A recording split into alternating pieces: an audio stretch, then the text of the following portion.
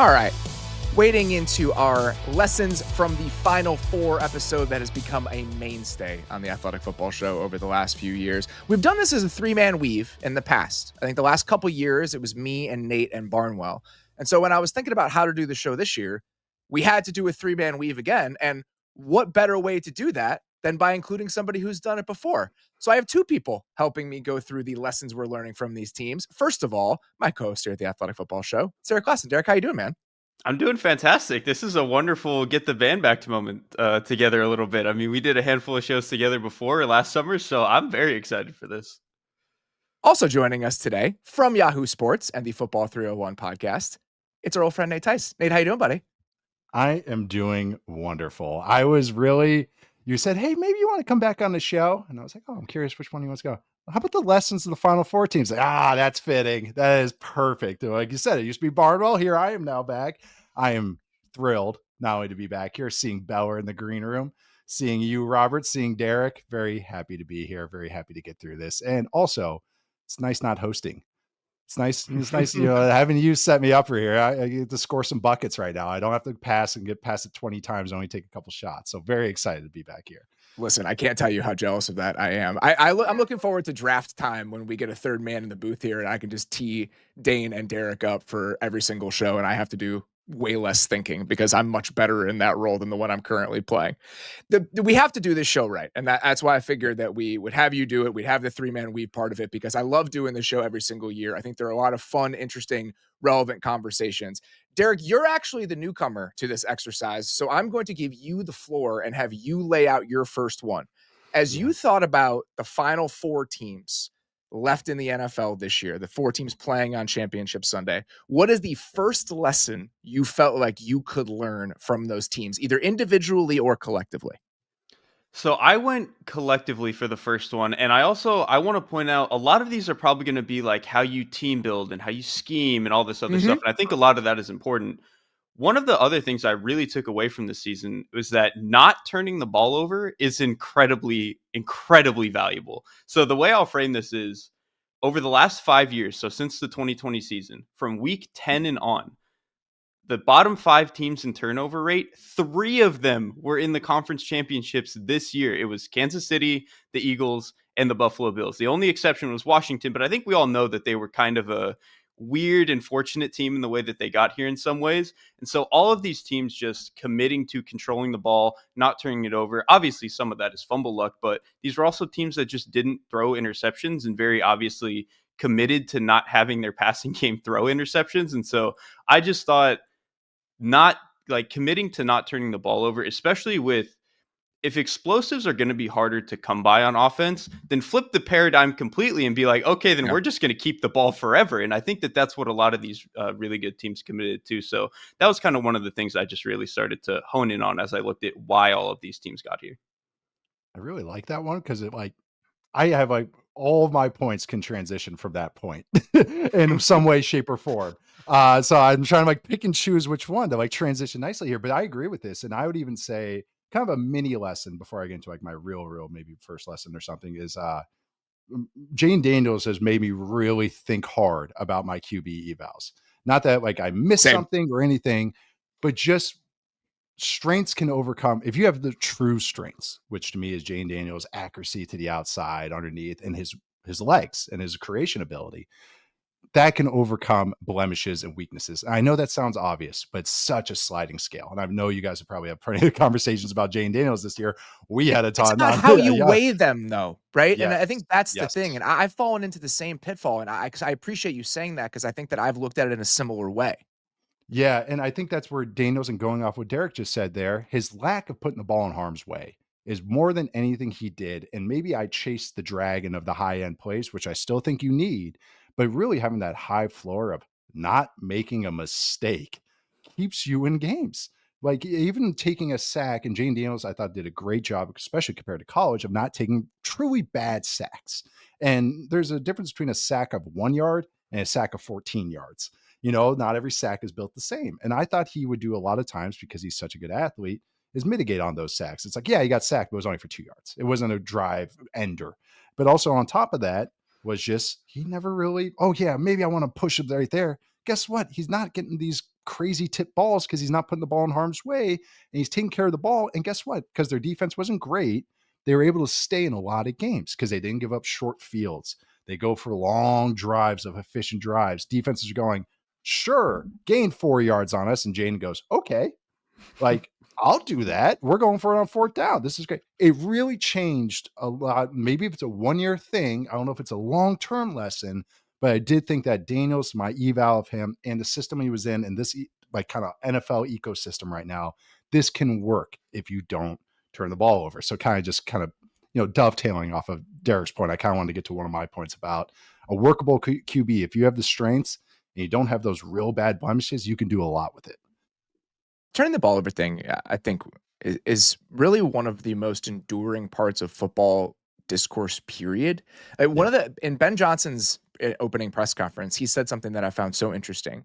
He said, quarterback efficiency is actually a better metric for winning right now than turnover ratio is. And that's the first time in like 30 years there's been something more important than turnover ratio. Yeah. And that it's an enduring element of this. And Derrik, you and I talked about this heading into the AFC Championship game. It really felt like we got a game between two of the 5 most electrifying quarterbacks any of us had ever seen. And it felt like the team that made the fewest mistakes was going to win the game. And the fact that it's all come back to that point, I think, is really relevant. I remember talking to a head coach, and Nate, now you and I talked about this on a show a couple years ago. I asked the head coach point blank, you could have one of 2 things heading into the season. You are entirely healthy the entire year. Not a single player on your team gets hurt, or you'll never turn the ball over. Which would you choose? And without thinking, he's like, never turn the ball over. Wouldn't even be a conversation because the percentages would tell you how important that is in teams winning and losing. And I think the quarterback efficiency thing has made it sort of a neck and neck proposition for what is the most important aspect of winning and losing. But the turnover thing never changes. As eras change, as the game changes, as how teams are trying to win changes, that part stays the same. And that's never really going away.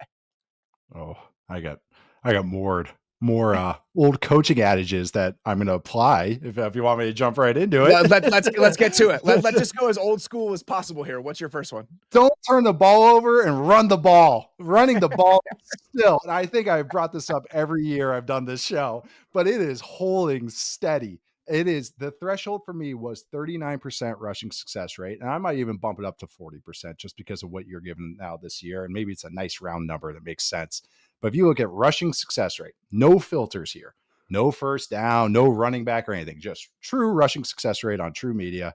Commanders ranked 2nd in the NFL this year. Bills ranked 6th in the NFL this year. Eagles ranked 9th in the NFL this year. The Chiefs ranked 11th, drop out week 18. They were 10th. All above 40%, 41.3 for the Chiefs, 41.5 for the Eagles, 44 for the Bills, 45.1 for the Commanders. Run the ball, Paul. Like, that is what you got to do. And I think it just only holds up with how defenses play these days. If they're going to give it to you, all right, let's not just get 4 yards, let's get 6. Like and that's where there are maybe lessons with running back, paying running backs and everything. But I think just a commitment to the run game.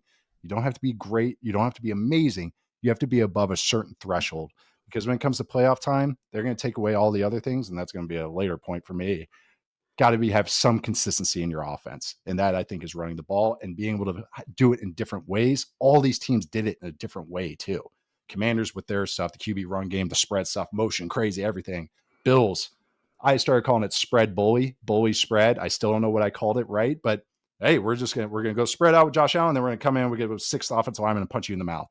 Eagles with their stuff, Jeff Stoutland, Saquon, and the Chiefs with their kind of more West Coast run game. You just got to find a way to do it. There's no one perfect way, but you have to be able to pull that card and play it. And once you get to the playoffs time, especially look at the weather. I mean, we had so many snow games this year. That's why you have to be able to do it. That's not going away. It's about flexibility. Yeah. It's just, can you pivot into that sort of team when you need to do it? And we've had this conversation about the Bills for how long when they weren't able to do that. And yes. I think that those light bulb moments for the Bills and the other team I would throw out there, even though they're not a part of this conversation, is the Rams, where you had these teams in 2020 and 2021 who couldn't do it. And they were just like, we got to find a way, man. Like, we got to find a way to get back to it. And they did. And it just made them so much more dangerous. Just think about the Bills' ability in that game against the Ravens, where even a team that's really good at defending the run, it's like, we don't care.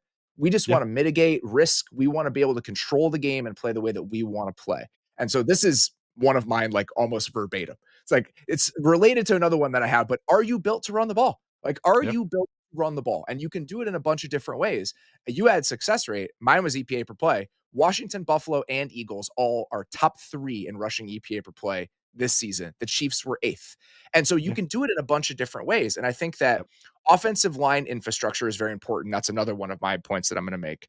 But also having a back that can get the meat that's left on the bone. Mhm. And so if you've built the rushing infrastructure, and I think the Bills already had done that, the Eagles had already done that, the Ravens had already done that, obviously. The Eagles and Ravens add the running back to kind of get everything that's left on the bone. The Bills get a leveling up from the running back that Yeah. finally is able to get what's left on the bone. So all of these different elements of who you are running the ball, stylistically, personnel, running back talent, come together to give you an option in the playoffs to either control games, or in the case of the Eagles, that becomes your explosive element. And for the Ravens, it was that a lot over the course of the year. So finding a lot of different paths on the ground to be able to tap into when we get to this point in the calendar, I think it is undeniably a part of this conversation, Derek. I figured this was going to be a thread that we all pulled at, so I'm glad that we did. I'm so glad too you bring up the Rams 2021 team, because that was really the last time over this handful of years where it felt like you could get away with not having a very good run game. I think at that point in the NFL, 2021 was kind of the last year where it felt like you could reliably throw yourself out of a hole, out of a deficit. Now I Yeah. think the league is more about how do we find all of these ways to not get in a deficit in the first place, to where that doesn't have to be a problem. Okay, well, if you can run the ball consistently and control the pace of the game, that is the way to do it. Over the last 3 seasons, all of the conference championship teams have been top 11 in rushing success rate, except for the 2023 Chiefs, which, like, when There it is. this version of Exception. the Chiefs, yeah, it was the We should best the stop Chiefs. including them in any of these No, Right. conversations and that's statistically for the regular I season. I've started comparing. I actually one of my notes is forget every Chief stat. That was actually Right, one of my yes. joking ones, but I've been comparing them to the mid '90s Rockets when they won the finals with Hakeem. Is because every statistical analysis goes, it's this, you have to make top 10 offense, top 10 defense. Well, except unless you're like the 1996 Houston Rockets or 90, like they're the one exception to every rule. But yeah, keep going, Derek. Sorry.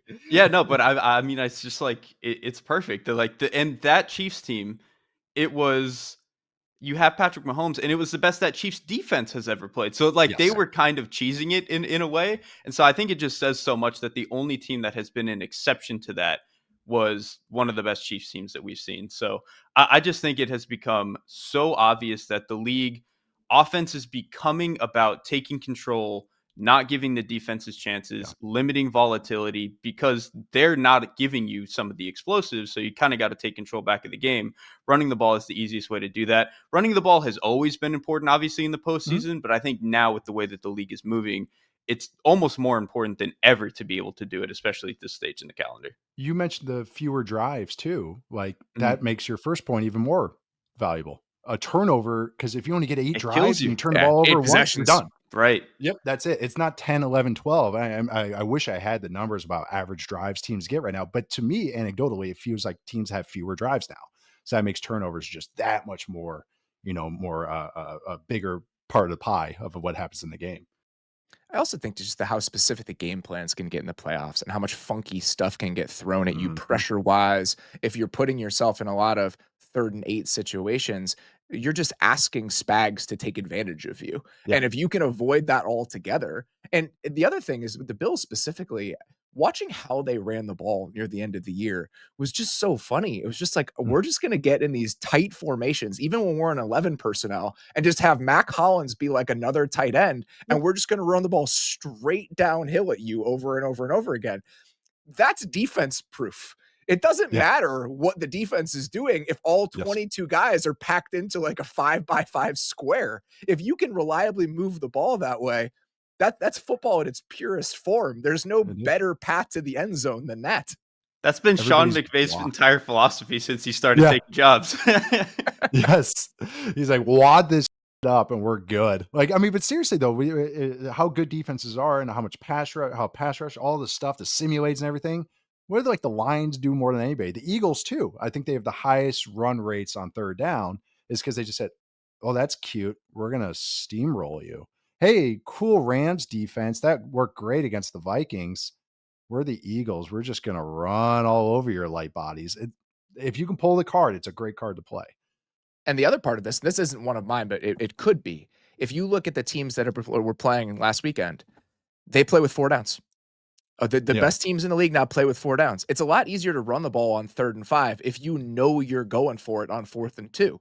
And think about Yeah. all these teams: the Lions, Washington, the Bills don't get talked about about it in that way. The Bills go for it on 4th down all the Mhm. time. Like, they're so aggressive on 4th down. So the teams that are willing to play that way and they know they're going for it on 4th and 1 from their own 40 and out, that makes it much more of a viable path to run the ball against some of those looks because you're using every down available to you. Yeah.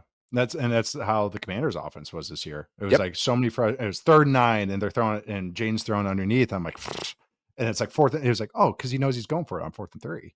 Like, oh, again, that team, the Commanders, I'm sure it did for you guys too. They popped my brain this year. And I mean that complimentary. And I mean that really. I was like, man, there are some things to learn from this team, just of how they go. Not to take everything from it, but there are some things they did this year that have changed my thinking. My first one here is adjacent to the running the ball point.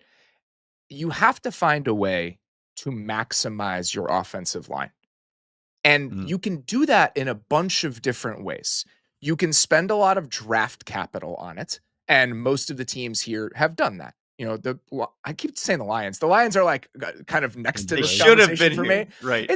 They're the sort of team that can get here. But if you look at the Chiefs have second round pick at center, they have the most expensive guard in the league. They have a right tackle. They paid a load of money. Trey Smith is about to get paid a ton of money, even though he's a 6th round pick. If you look at where Buffalo is, multiple 2nd round picks along the offensive line. They've spent on those guys to keep them on big extensions. The Eagles, it's obvious. I mean, the Eagles have 2 1st round picks on their offensive line. They have a 2nd round pick at center. So there are a lot of heavy investments here. You can do it with scheme.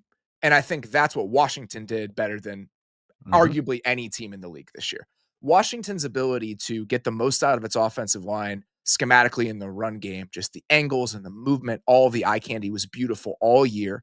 And I thought they did a great job of helping the tackles specifically in pass protection throughout the entire season. Like, the fact that Washington's line played like a slightly above average unit for most of the year, given the talent that they had coming into the year, is a minor miracle. And I so thought they being would be able, the worst offensive line in the league. Like, several bar people none. did. Pretty safe bottom 10 at least. Yeah. I thought that it was pretty obvious easy would for land me there. to say. I'm not even trying to throw him under the bus here. I'm trying to use this as an example of somebody who thinks about this critically and with really clear eyes. Brandon Thorne came into the season and said they would be the worst offensive line in football, like the worst offensive line in the league. And he doesn't want to think that about anybody. No. He's trying to get that out of his mind. And so the fact Yeah. that somebody who spends more time studying this than anybody was willing to land in that place, and what Washington was able to do with that group, it's a miracle. Like, Cliff and Bobby Johnson deserve so much credit for that. So that's schematic in a way. And the other thing is development. Like, I don't think we can overstate how important the development has been for these individual teams and their offensive line groups. Like, the Spencer Brown thing, I just keep coming back to it. Like, Spencer Brown was an objectively bad player for the Bills 2 years ago. Last year, you started to see some of the flashes. And then this year, he was a weapon. And why I think him specifically is so interesting, his play style, I don't think they're the best tackle duo in the league, but I enjoy watching him and Deion Dawkins more than any other 2 tackles in football because they have really cool toolboxes in pass protection, specifically the way that they play. And they're allowed to play that way. Like Aaron Cromer, I think there's like an individuality that and a freedom that you can play within that system. And it's allowed those guys to thrive. And so you have Cromer in Buffalo. You have Jeff Stoutland in Philadelphia. You have Andy Heck in Kansas City, who listen to Mitchell Schwartz talk about his time with Andy Heck. Like, if you have the guy, the scheme, and the talent to get the most out of this position group, you're cooking. Like, it is almost an undeniable aspect of this. Like, Nate, you and I have talked a lot about how much draft capital you have to spend here. And I think that that's a viable path to getting there. But you can do it in other ways if you have some of these other elements as well, even though it might be a more circuitous route to really good offensive line play. And it's not even just because this team, and I'm sure this has been a topic of conversation, is you can't just like throw draft picks at it and go, like, okay, we're solved. We have a second rounder there. Look at the Texans. Yeah, The that's right. coaching and scheme That's right. matters so much because I've never been more frustrated with the team than the Texans probably this year in their offensive line. It's just that I thought everybody got worse, and these are second round picks, first round picks, free agents, trades. It's like they had. If you just looked at it, you're like, oh, this should be a fine unit right here, and they have depth. They just drafted another second rounder for depth. No, and so the coaching matters. It's not just throwing; it's the plan, like you just said. For the Eagles, had not only just had a center succession plan for several years. Their center can't play. Well, we have a left guard that can also play center. And we have Tyler Steen. Was it ideal? No, Landon Dickerson made sure everyone knew that he was hurt on Sunday. Trust me. But a little slow with those double mugs, Landon. But then Tyler Steen, who is their left guard, he can play tackle. Mekhi Becton, who's their right guard, was drafted to be a franchise left tackle. And I know that's the ideal version, but you're trying to go for the ideal version. You're trying to go for the best version of that. It takes investment, it takes coaching, it takes a plan. My dad's old philosophy, being a line coach, was you have to take a lineman every year in the draft. And you can't just say, oh, we want depth there and then not invest in it. And so whether it's paying an offensive line coach a ton of money or investing in the line or a whole plan, there has to be something there. I'm so glad you bring up the word plan, because that to me was what it really came down to with a lot of these offensive lines. Obviously, Philly has done this forever, but them having the succession plan with Cam Jurgens behind Jason Kelsey is obviously smart. But then them going and signing Mekhi Becton to play right guard is, when you have an undersized center, this is something they did for years with Jason Kelsey. Yeah, man, go get the 350-pound 30-pound guard next guards, to him. Yeah, and put him right next to him, and it kind of eases the issues that you might otherwise have with that. And then obviously they can take those swings on those reclamation project type guys, specifically because they have Jeff Stoutland. And so I think their plan and understanding there was good. The Bills signing David Edwards. David Edwards had played admirably at times under Sean McVay with the Rams. And what did the Bills run game kind of become this year? What Sean McVay and the Rams have done this year. And so that was just great foresight on their part. And then I thought Washington going and signing Tyler Biadasz, you're bringing in a rookie quarterback. You don't know how he's going to take to the new offense, to a new league. Go get a veteran center who knows how to do this. Is Biadasz the best center in the league? No. But if he's just above average and can help everything feel a little bit more calm for him, I think that's why you kind of saw Daniels take to things pretty quickly, or it's like a part of the equation, right? So I just thought all of these offensive lines did such a good job of understanding what they needed coming into the year and making the right bets to get there.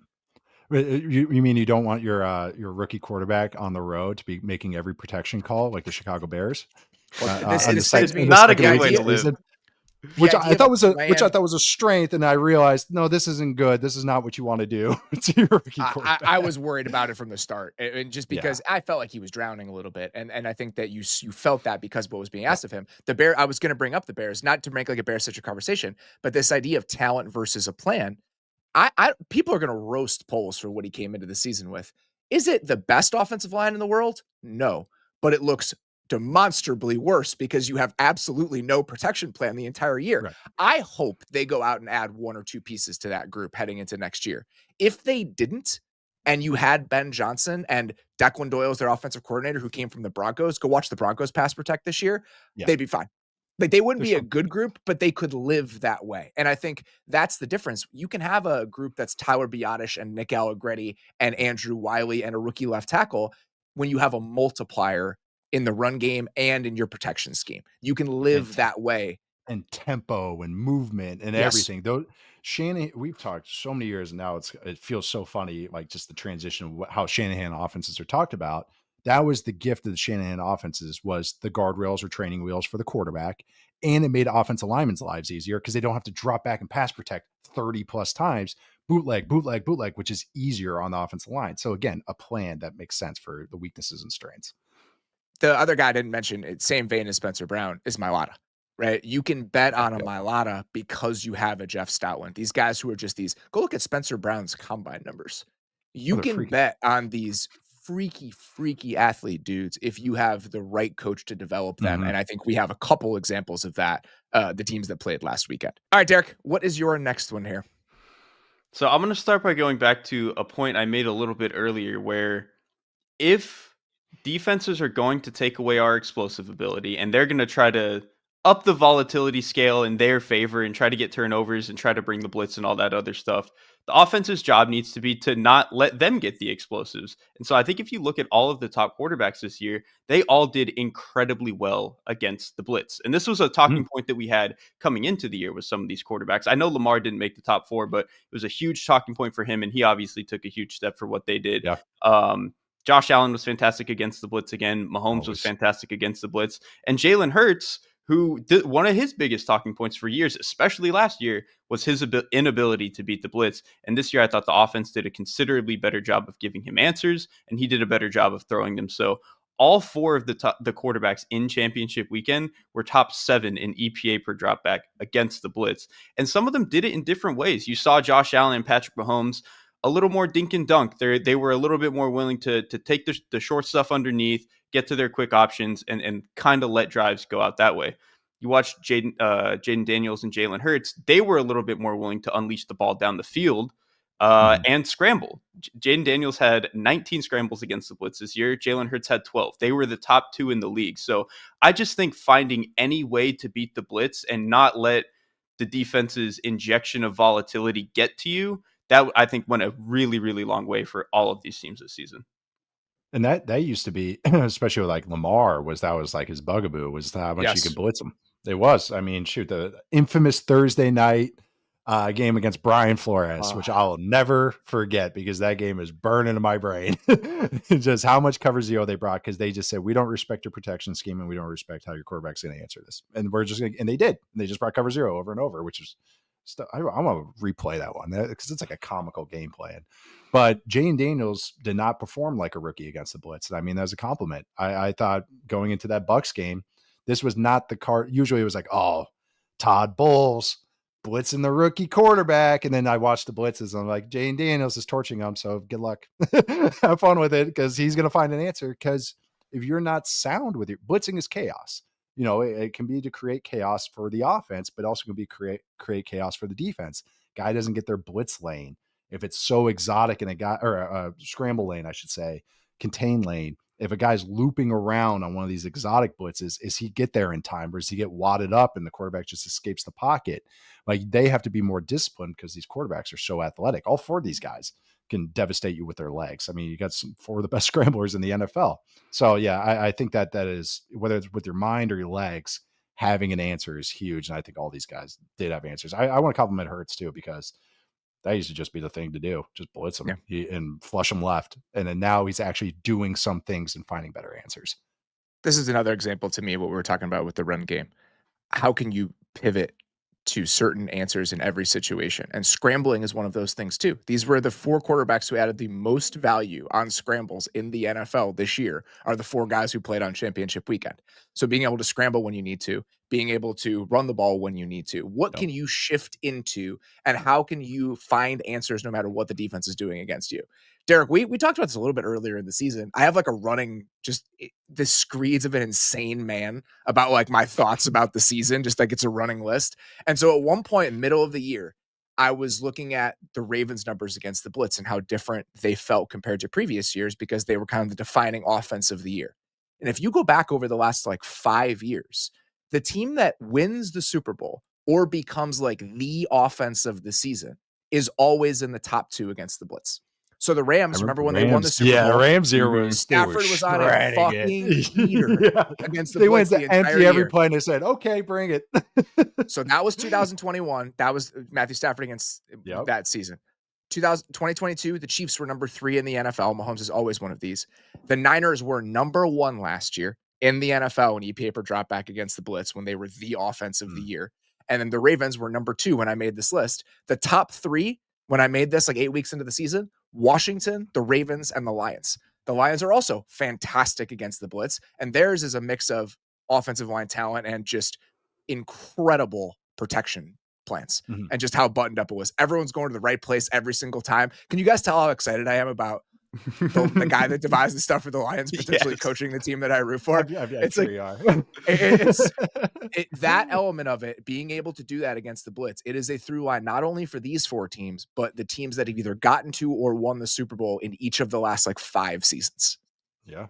And even we just talked about the scrambling part, like watching how CJ Stroud played in the playoffs. He Yeah. started scrambling more than Mhm. he's ever had because it's like, oh, again, ability to pivot. It's like even your quarterback's ability to pivot and play a different style matters too. So I thought that was interesting.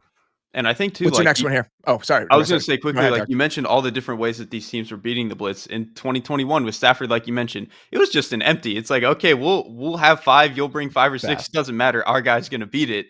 And then you have like this year, like with the Lions, it's because they block it up so well that they're able to do it. They do it with more bodies. And then you talk about the 49ers when they had Christian McCaffrey and really started to pump him into the offense.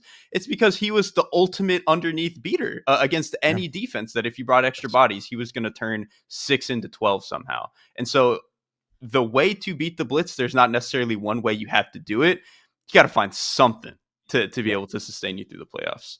Washington did the Rams thing. Yes. Washington was Yeah, just an they empty did. all the time. The He empty. could see where Yeah. guys were coming from depth and was quick enough to beat it, which for a rookie is just absolutely absurd. It's absurd. Yeah. Nate, what is your next one here? Man, I don't know which one I want to go on because go here because they're kind of the same thing. So, but they're both like meaty enough to be a point. But it's explosive passes, which is the complement to running the ball, which is something I've talked about on this particular episode every year. The threshold I always look at is 14% explosive pass rate. Chiefs and Commanders kind of screw that for me this year. Chiefs don't count, but the Commanders were only 22nd in this threshold, or in this rating, and below that 14% threshold.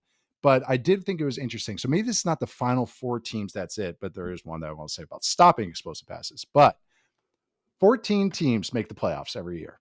This is the rank in explosive pass rate in the NFL this year.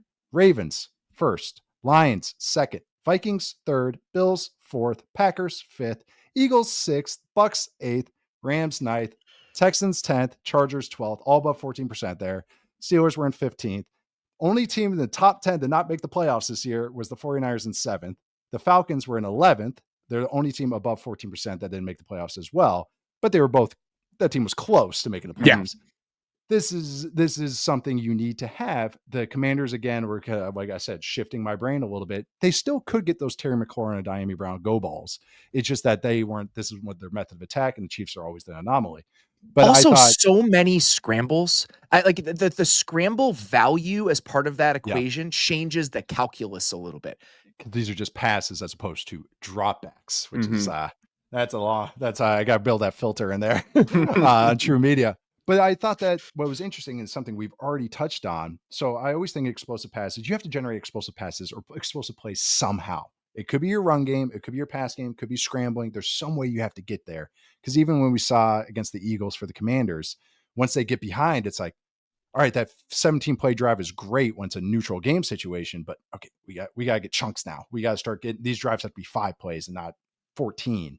But stopping explosive passes is very real, which is exactly what the ecosystem of the NFL is now. The defense is. Eagles ranked first in explosive pass rate allowed. Chiefs were 5th. Bills were 11th. The Commanders were ranked 11th after they made some defensive changes in the back half of the year. They're in the bottom 10 throughout the whole year. But this also ties into not just, cloud coverages and stopping over the top stuff, which is a part of it, but tackling and limiting explosive plays that way too. The teams that ranked the rankings of yak over expected. Thank you, Keegan Abdu from Next Gen Stats. Chiefs first, Eagles second, Bills 6th, Commanders 15th, which isn't bad considering where their defense was ranked this year. And then, so again, it's not just limiting the plays with soft zone coverage, tackling.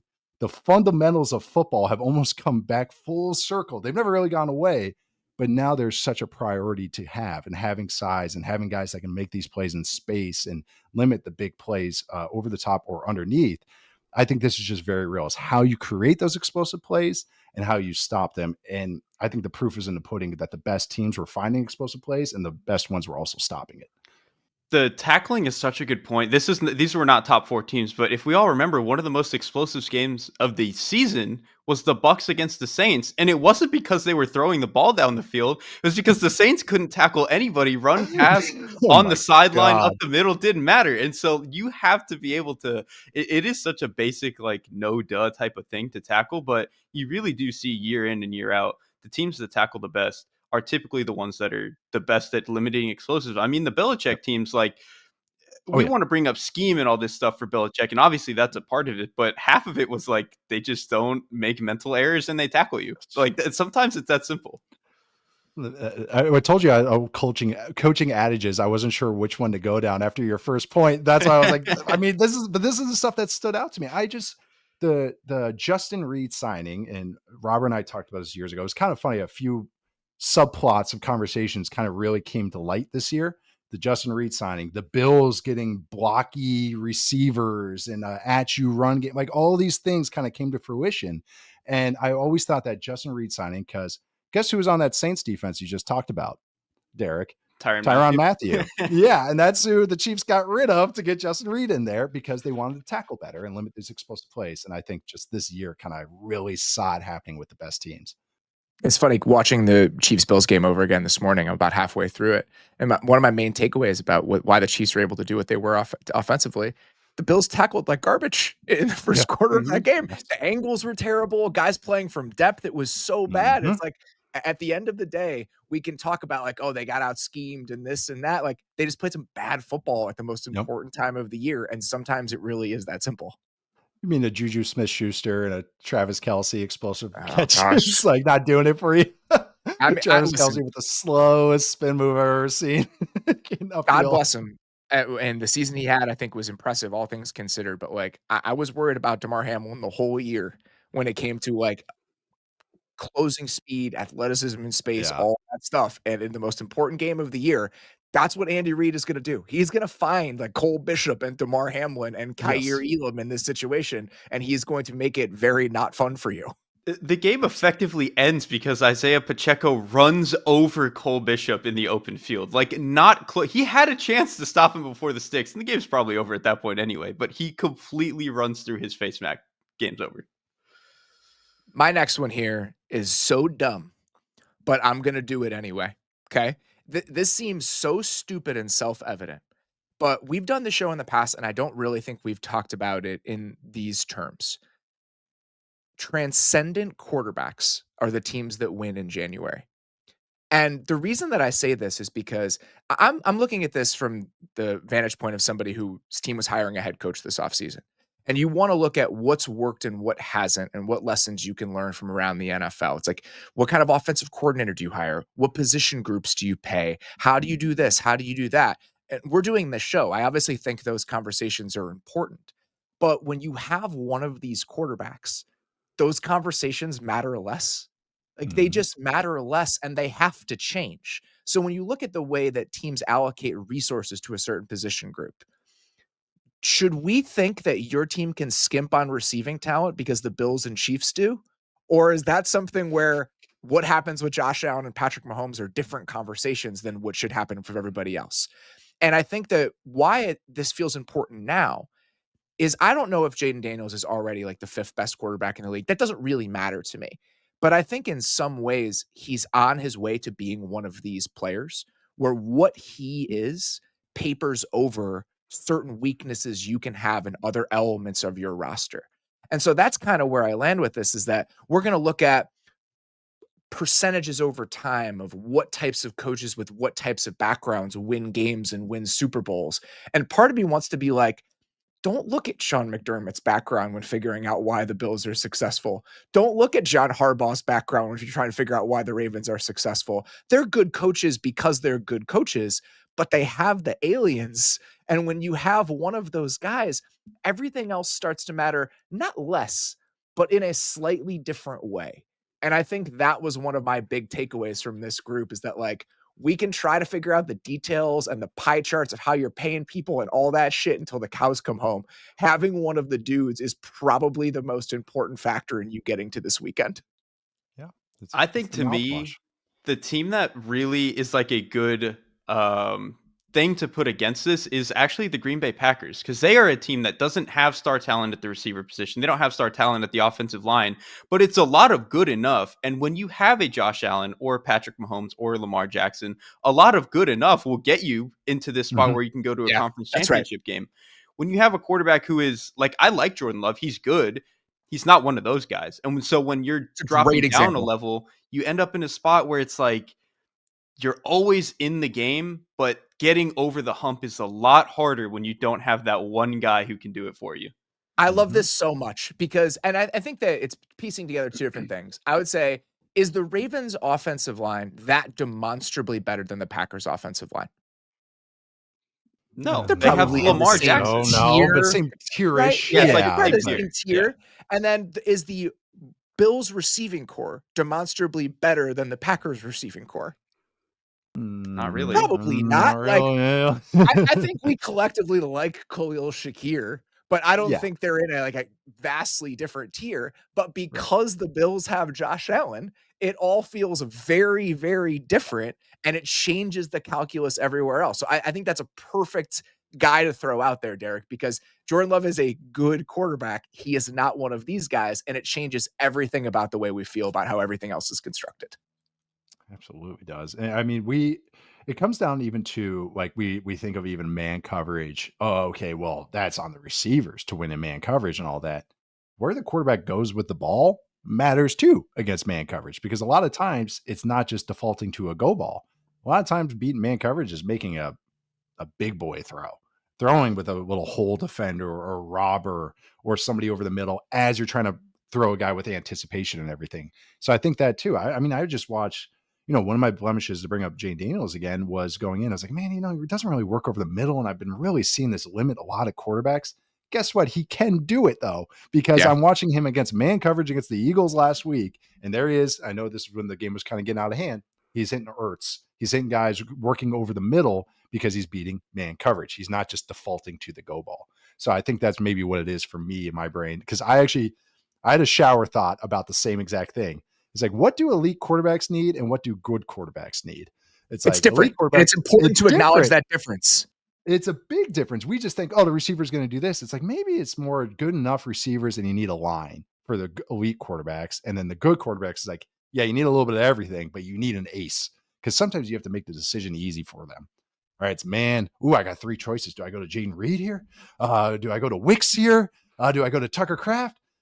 If I got AJ Brown, Right. if I got CeeDee Lamb, if I got Nico Collins, if I got a dude out there, like a top receiver, okay, I can just go there and beat man coverage that way. I don't know. I think there is something to pull out this thread, which is why we're doing it. The last point I'll make about Jaden Daniels, and again, putting him not in the same tiers as other guys yet, but when you think about the complexion of the playoffs over the last 4 or 5 years in the respective conferences, for the most part, the AFC has been filled with the alien quarterbacks. Like those are the Mhm. guys who get there at the end, and you feel their presence, but they almost mute each other because they're playing against one another. So there isn't a stark contrast between the two teams. But then you look at the NFC over the last 4 or 5 years, and the teams that have gotten to the end in the NFC are the well calibrated machines. They're the Lions, they're the Niners. The Rams are kind of in the middle because Stafford was on a heater, but I think they probably are more in the well calibrated machine bucket. But then you bring Jaden Daniels into the equation, and he feels different than the quarterbacks we had gotten in the NFC playoffs for a little while. Even if he's not as good as those other guys yet, he feels like a different sort of force than the NFC quarterbacks have felt like over the last 4 or 5 years. And I think making that distinction with him and the other guys, that was what kind of pushed this over the line for me, is that Jaden Daniels does feel different than a lot of the good quarterbacks dropped into good machines that we've seen in the NFC recently. And I think that there should be a way and a reason that we acknowledge that and figuring out what you need to get to this point. I think that's a good point though, because I don't know if today I would say Jaden Daniels is better than what I've seen from peak Dak Prescott or even the best of Jordan Love, I think, at his best moments. But there is an element of when you're watching Jaden Daniels where he drops back and you're like, what if? What if he Yeah, just yeah. does something completely insane here? Whereas for as good as I think some of the other NFC quarterbacks are, like Goff and Prescott, you just don't get that feeling quite as much with those guys. Whereas Daniels, even if you want some things to still get cleaned up and get some more help around him, he does already have that I don't know, get ready for the ride type of feeling to him. It's the scrambling Right. part of it, I think, is big with It's that. I yeah, think the two things we've already talked about, it's the beating the blitz and the scrambling part of it. If Yep. you it all if ties you have together, yeah. those two things, and Purdy had those in 65% of what Jaden Daniels has. He And had I think passing grades. Yes, but and I think not that like was but right. Yeah. those passing Needle grades were moving. even enough to make him feel Mhm. a little bit different than the NFC quarterbacks that we had seen over the last couple years. So Daniel's having both of those like cranked up a notch. Again, Yeah. I don't think he's in the same tier as those guys are, but he shares some of the same traits. And I think that's what makes him feel a little bit different as we're considering the entire pool at the position in that conference. You even just look at his division. He's a better runner than Dak. You know, Dak is a unique runner, anyways. But then he's also a better thrower to me than Hurts. Yeah. And I think that's So much better is of a he. processor immediately. Oh, I Mhm. mean, there's the 2 point play. Okay, just watch the 2 point play. After he scores on the option touchdown against the Eagles, and then they run a 2 point play. It's an RPO, gets covered right away. And I think he hits Zacchaeus just a half set, like a second away. It's a little bit of creation. Should have been a legal man downfield, but that's besides the point. Throws it, but how quickly he registers guys coming up and throw. Hertz Mhm. could never do that in a million years, and I've seen enough to make that proclamation. Where it's like how quick the reaction was to that guy's coming open to me operating to throw the ball. Is it true anticipation, like we say? You could call it that, but it was just that little bit of there's no fat to it, and I think that's where Hertz always has that delay with him as a thrower and everything. So it's like he's just such a fun mix of styles that I'm really just you don't really see this. It's just this underneath accuracy with a freaky, freaky athletic running around. It's like, what if Randall Cunningham could actually throw the ball like that? That is kind of what he kind of feels like to me. It's kind of interesting. I want to ask you guys both this because you both studied him before the draft, and this seems like as good a time as any to have like a truncated version of this conversation. This idea of how quickly you're processing stuff and how quickly you're seeing stuff as a quarterback, I think is difficult to garner just from basic film study if you're not really spending time with the guys and like wonder and figuring out how they see the game. So as you go back and are viewing Jaden Daniels' 2023 film through the lens we have with him now, Derek, were there elements of things he was doing at LSU that maybe were a signal we should have paid a little bit more attention to from the processing side of it? Like, this is something that I don't know the answer to, and I'm genuinely curious about it. So, at least for me, I thought he was a very fast processor, especially in quick game and when he got blitzed. And even on a lot of his deep throwing decisions, he was very quick to just like, all right, 1, 2, 3 balls out. I'm not going to think about this and linger. My issue with him as a processor was, especially over the middle of the field, he would just turn down throws. I mean, there were 2, 3 throws a game. I remember specifically some against Florida where he's got Neighbors or Brian Thomas on a huge dig right over the middle. He looks at it and just says, no, I'm going to take off. And because the plays worked out so well, I think a lot of people were willing to paper over it. But it was one thing that I kind of got hung up on. And so Yeah. I do think that this year as a rookie, he got better about not turning down those throws. I think especially over the second half of the season. And so Yes. to me, I think I still feel confident about what I saw and what his issues were in college. But I think what has really got me to come around on him is he so quickly started to make progress on those areas of concern that I had, particularly again over the middle of the field. What would your I, answer to I, that be, Nate? Just in terms of how you no, saw him back then in that specific area? I would echo a little bit what Derek said. I think for me, it was like, I really liked him. I liked what he did. Even at Arizona State, I liked things. It was just the red flags were very red. And that was like where I was like, man, are you taking this number two? I loved him maybe if where like the Broncos took Knicks or something like that. That was where I'd be more comfortable, like that early teens for him. But like number two was like a little scary for me. The thing that was so interesting to me was like he scrambles a lot, his highest scramble rate and record in True Media's database. He takes a lot of sacks, doesn't throw over the middle. Okay, is he going to be another Justin Fields? Is he going to be another? Those are the same red flags that those guys had, and he was older. So I was like, all right, are you going to get better at this? And this is bringing back to my original point. This is kind of what was one of my points, I guess, is his strength, again, the accuracy stuff on the outside. I was like, what would happen if you don't have true matchups out there? True, because that doesn't happen all the time in the NFL.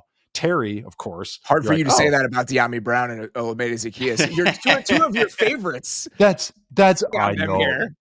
You know how much the Commanders have worked? There's coaches on staff I really like. Bobby Ingram's the receiver coach. I worked with him. I know Bobby. Bobby Johnson I worked with. Like, all these guys, and I'm like, why was I just so like out on you guys? They brought in Noah Brown, like they brought in like blocking receivers. Right, right. Like, it was just, all these guys. I'm like, yeah, I love this, and I'm like, nah, I'll push aside. But I think the outside accuracy is not just a thing he does; it's a strength. It's something he thrives in. It's what makes him good. It's like saying a guy that shoots a lot of 18-footers in basketball, oh, well, that's an inefficient shot. Guess what? He makes all of them. And he shoots Yeah. above and he's shooting 58% on them. Oh, okay, then that's fine. If Chris Paul shoots that way, Chris Paul and Matt Ryan, I remember that comparison. It's not the way I want to live, but he can live that way. So again, that's where, and even some of the sack stuff, I thought the first half year, especially before he hurt his ribs, was that he was really not taking a lot of sacks and his pressure to sack rate was super low. It kind of tapered off in the second half of the year, but still was manageable. It wasn't a 12% sack rate like Fields was. It wasn't like because he's more underneath. I always thought those sacks would cripple him. And they would just be like, oh, one sack, drive's done, boom, that's it, because he attacks so much underneath. He showed me that, yeah, he's skinny, but he doesn't get hit. He was able to come out of the pocket. He's able to break tackles, which is something I feel like I didn't give him enough credit for. I think we were talking about the quarterbacks with Dane. I said, oh, he's not really a creative runner. Like, so I'm kind of a little worried that he's skinny in the NFL. He's under 205. That scares me. He's going to get brought down right away. He's showing long-term health is always going to be something I'm going to keep my eye on with him. But how he was able to break tackles, not get hit, not get blown up, not take those terrible sacks, that was just something that I thought was really impressive. And then maybe his professionalism as a quarterback, being a true quarterback, maybe I didn't give him enough credit for it. And he also improved on it. So especially after week 1 against the Bucks, I was like, well, that's kind of what I pictured, with him. And 3 weeks later, I was like, oh, shoot. Okay. Oh, wow. Nice throw over the middle there. Oh, wow. Wow. You just broke another. Oh, wow. You didn't take a sack the whole game with insert name here at guard and left tackle. You know what I mean? It was, so it was a lot of things. His strengths were stronger than I think I gave him credit for. And I think that's a good lesson that if you have those and you can live that way, yeah, you can make it as a quarterback. When you say I didn't fully calculate how strong his strengths would be. I thought he was good at all the stuff he's good at now, but the difference between it being an A level trait and an S level trait goes a long way. Like, I thought in terms of the way that he played, he would be a lot like Tyrod Taylor. Really good deep passer, pretty good at beating the blitz, generally a guy who doesn't put the ball in harm's way. Yeah. He's going to take some sacks and not throw the middle of the field, but he's even better at the things that Tyrod was good at. And he's not as bad at some of the issues Tyrod had with taking sacks and not throwing the middle of the field. So it's just, he's really bridged everything in a way that's really, really impressive for a young player. My last comp for him was fast Teddy Bridgewater. And it's like, that's kind of Washington People fans forget how good Teddy was, man. I know. And that he was a dart thrower. And so I think that's where got to see him in the playoffs though. There he was out there. But no, I thought that, and that was a compliment because I thought his accuracy was so good. It was more about the frame. And then of course, Jaden has the creativity and the scrambling strengths that are just, one of the league's best. The two things I would say to this: one, the strengths overwhelming the weaknesses. The thing I was most worried about, and he hasn't really done this in the NFL, he's not a creative player from the pocket. He doesn't move around the pocket.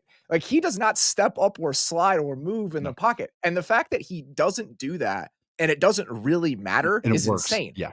And it's because of his ability to escape almost immediately and how quickly he gets rid of the ball. So that kind of like shifted something in my brain where I was just like, holy shit, like, you don't need to do this if you can move as quickly mentally that he does. And so but the other part of this is I had the same kind of Fields Hurts conversations in my brain and when we were watching him. And this is where I'm wondering how the gap gets bridged a little bit. When I was talking to people at Washington camp, I mentioned this. I was just like, oh, like, I think he has some strengths as some of these guys. And they were immediately like, he's 10 times the processor, like 10 times. And I was like, oh, okay. Was he framed that way as a prospect? Like, was I just missing that? I might have been. That I didn't pay attention to a lot of people labeling him that way, but it feels like there was something about his evaluation that people in our position that aren't spending time with him and aren't really being able to understand how he's seeing A to B to C. There was a gap. There was something missing in how we were seeing him. And I just wonder in the future how we potentially fill some of that stuff in, because I do think that was a slight miscalculation by most people in the process. I think I waved away when I talked to some people that did interview him, and they all said, well, the guy that's probably most pro ready is Daniels. I was like, really? the guy that has the highest scrambler rate is the most pro ready. Okay, all right, That threw that's a million interesting. slot fades in college. He's the most pro Yeah, ready. it I guess he was. it was a bunch of stop routes and slot fades. Okay, sure, I guess I like him. He seems cool in interviews and stuff. But wow, that's interesting. And then it was like, oh, got it. Like I get, you see how quickly he's finding answers and stuff. So it's like it's one of those again. Like those starts did add up for him. They were a good thing for him, maybe as opposed to a red flag for other quarterbacks it's been in the past. And maybe that's another thing we have to reconsider is this Yes. idea of spending more time in college as being a negative for somebody like him, somebody like Bo Nix. Do we have to untangle that a little bit as we think about what these guys can be when they come into the league? Charles McDonald, who I do football 301 with, he said too, he's like, I think I have to change the sliding scale for old quarterbacks. If you're you're a good enough athlete, you have good enough traits, and we got NIL, COVID, transfer rules, got to change that in our brain a little bit. If you have the gifts, the actual traits, as opposed to being like, oh, he started 5 years and it's another Haneke. Brandon Weeden is a different conversation than the one we're having about Jaden Daniels. Yeah, Kenny Pickett might be the bad example of this. I think it's your turn, Derek, as we took that Jaden Daniels whole way off of our original conversation. I blew through all my points because I can't shut up, as you guys know. So I already did mine. So let's go, Derek. That's exactly what we brought you on here for, Nate. I think it was perfect. So for me, again, this one is a little bit more abstract, and it's not necessarily a lesson about how these teams built themselves, but more about how we view some of these teams and some of these coaches. I think this bunch of coordinators was a really, really good reminder that just because a guy failed even miserably as a head coach doesn't mean that he can't be a really, really good coordinator again. Spags is the obvious one. He was a failed head coach, and then he bounced around for a little bit, landed back with the Chiefs, and he's been probably the best defensive play caller outside of Bill Belichick over the past 10 years. But then you have the Eagles bringing in Fangio, who his head coaching tenure didn't really work out. And he has immediately, in year one with this Philly team, been incredible again after what I think some people thought last year was like an up and down year with the Miami Dolphins. And then you have Cliff Kingsbury, who he even kind of said himself didn't maybe take all of the responsibilities of being a head coach very well. And I think it was a lot on his plate. You let him just go call ball plays for a quarterback as dynamic as Jaden Daniels. Boom, he's back to being a guy who I think people very clearly respect on that side of the ball. So, and the reason I bring all this up is I think it does apply to a little bit of what we're seeing with this year's coaching search. Dennis Allen gets fired from the Saints. Now he's going to go be a defensive coordinator for the Bears. I think he could be I think he could be fantastic in the same way that Fangio has been for the Eagles. And then Robert Saleh going back to the 49ers. He was, I thought, a good head coach who got fired pretty wrongly, but now he's going back to the 49ers where we've seen him have success before. So I just thought that this coaching cycle and this kind of group of teams here that made the conference championships were just a good reminder of maybe a guy was trash as a head coach. Maybe he can still call ball plays, and some guys are just cut out for that. Cliff, and you maybe don't want the mad scientist to run your team, but lock him in a room, in a dark room, and maybe come up with some ideas. Like he's happy to sit in that dark room for like 16 hours a day. Yes, and same with like Spags. Like, okay, maybe not run the team and deal with owners and talk. Okay, and deal with who we're cutting on this. Just call up some ball plays and teach his coaches how to install them and go from there. It's not the worst thing. It's like not everyone's cut to be a head coach, but some guys can be phenomenal coordinators. We have never seen Cliff Kingsbury as just a coordinator.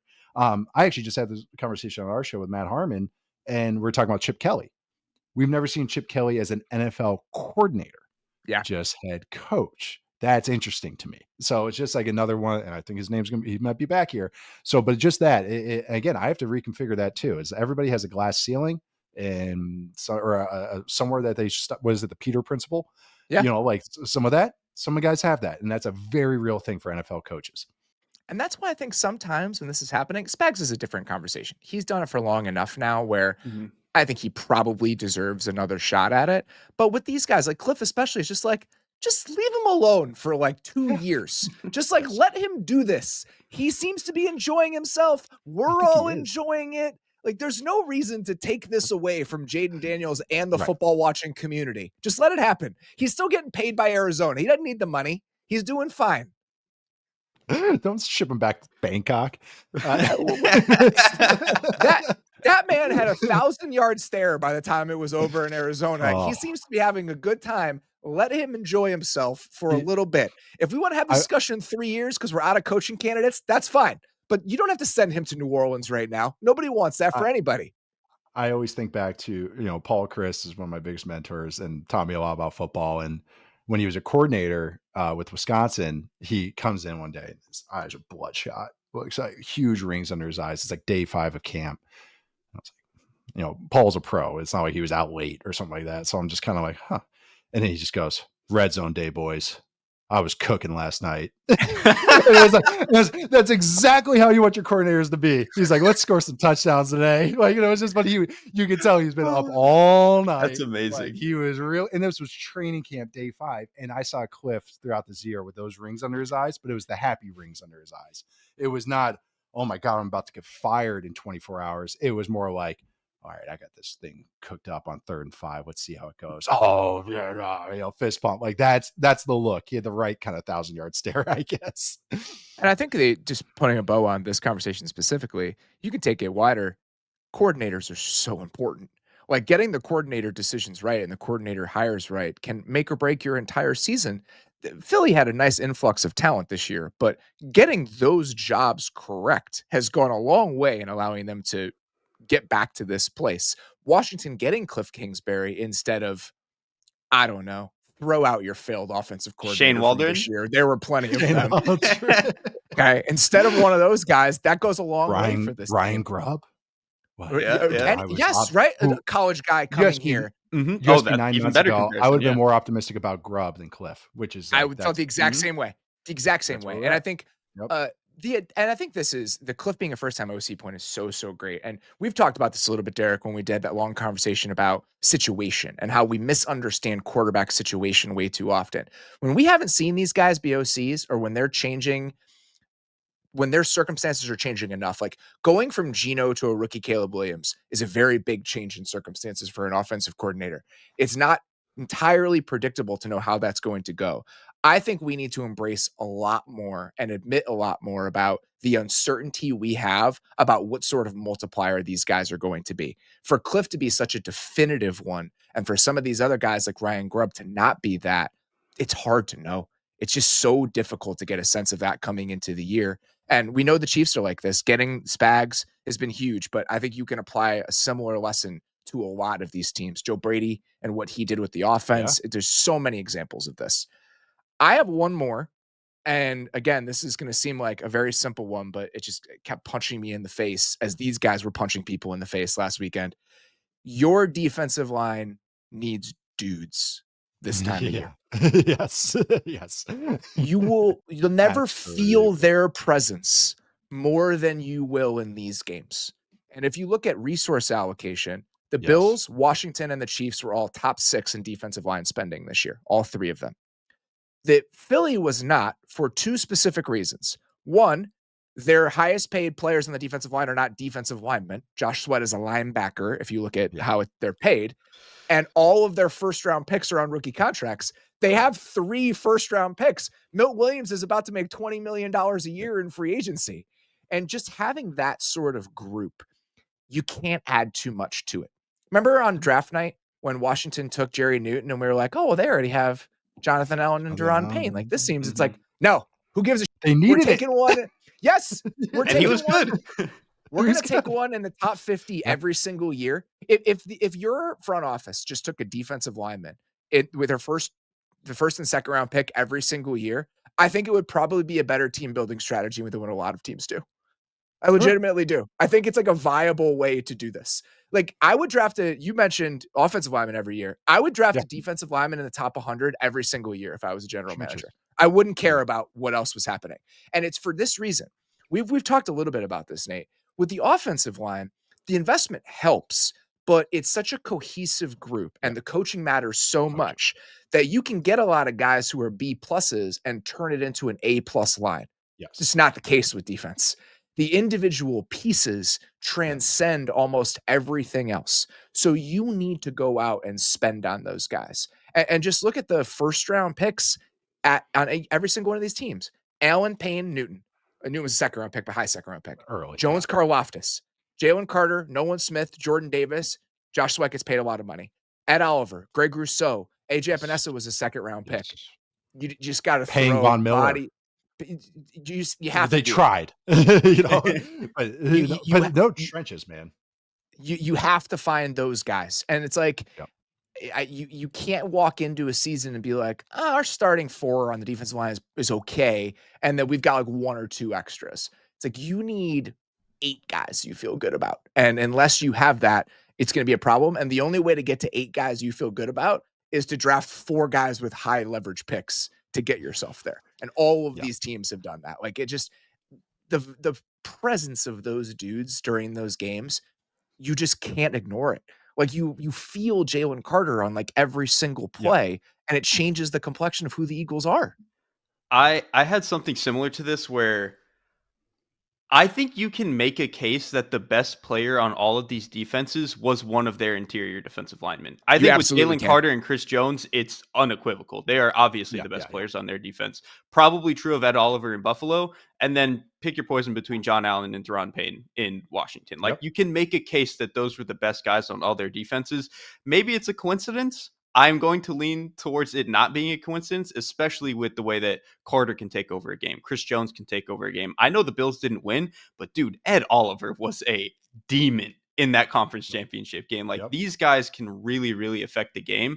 And it's harder to do some of what, like even go back to the 4th and 5 call that Spags has to effectively end that conference championship game. They put Chris Jones on one side and then bring all their BS from the other side. You can get away with doing that because Chris Jones is a horror to have to pick up in pass protection. And so I think I think this was such a great point about the real value that you get of having an A+ all pro type of defensive interior. Well, especially these guys moving around inside, outside, like Right. Milton Williams, Yeah. but like or Chris Jones. Is you just talked about the offensive line. Oh, we get a bunch of B pluses. It's what's the term? Weak link system, right? That's Yes. kind of like what the offensive line really is. There, it's the onside kick scene from Waterboy. You know, I don't know if I could say it, but he's like, there's the one guy shaking, you know, and Yeah. there's my B. Like, I'm gonna go after him. This is what defensive line coaches, defensive coordinators do all week. They go, all right, who's the fish? Who's the fish? Who's the fish? All right. And now these guys aren't just like, oh, I'm a D end only. It's like, nope, we can move Chris Jones to the punk at right guard. We can kick out Milton Williams over the left tackle because he's not that good. We'll run a game on him. Like The Ravens were doing that with Matabike. Yes, Perfect. another great example. But moving it's like yeah, I don't know if it's versatility of defensive line is the lesson here, but like that is a thing. I think just with modern football, we don't get.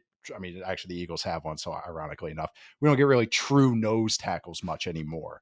We get guys that are more versatile, and I think they all have to have pass rushing ability. And I'll never forget, we did a show like, what was it like? How to build a Super Bowl winner or how to build a Super Bowl contender? 5 pressures.